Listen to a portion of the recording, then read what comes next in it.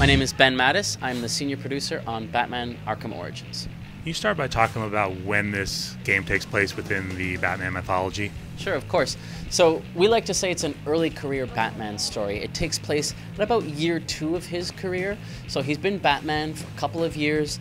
He knows how to fight. He's got some gadgets. He's got a basic understanding of what it takes to be the masked vigilante that he is.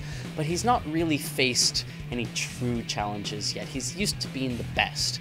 And tonight, the night that this game takes place, everything changes. This Christmas Eve, Black Mask hires 8 of the most deadly assassins in the DC universe to kill Batman.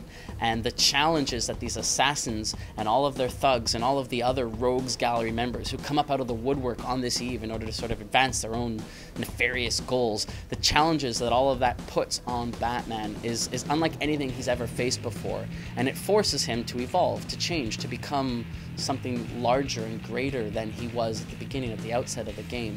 And that arc, having the ability to show that change where he goes from one to another and those relationships evolve, is one of the absolute most exciting parts of this game for us. How does the fact that this is 2 years in impact the actual gameplay and the types of moves and how he actually fights?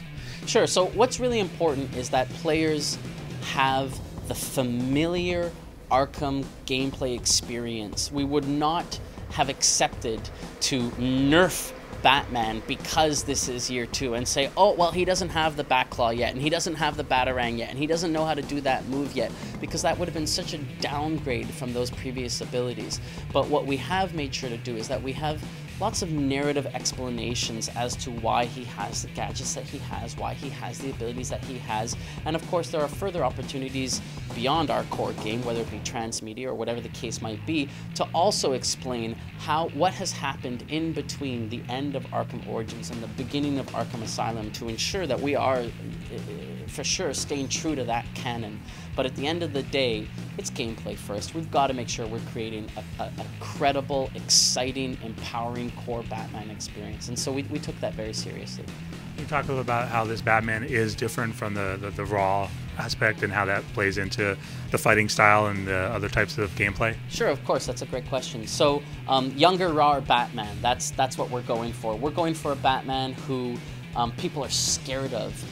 The cops don't know if he's real or not. The villains who have encountered him wish they hadn't encountered, and they're scared to talk about him. We play that out narratively. We play that out in terms of his the VO, obviously, and the way that the people interact and react to his presence. We play that out in staging, just how we set the shots, right? Our Batman doesn't walk through a door. He doesn't walk and say, like, hey, what's up? I'm gonna kill you now. Let's go. I'm gonna fight you. That's not who he is. Eric Holmes, our creative director, is very fond of painting this picture, right? Our Batman sets an explosive on the wall, explodes the wall blows out, the lights in the room blow out, the thugs in the room all turn around and look, and what do they see? They see a hole in the wall with smoke and flame coming from the back that's backlighting Batman, so all you see is a shape around him with his 2 glowing eyes.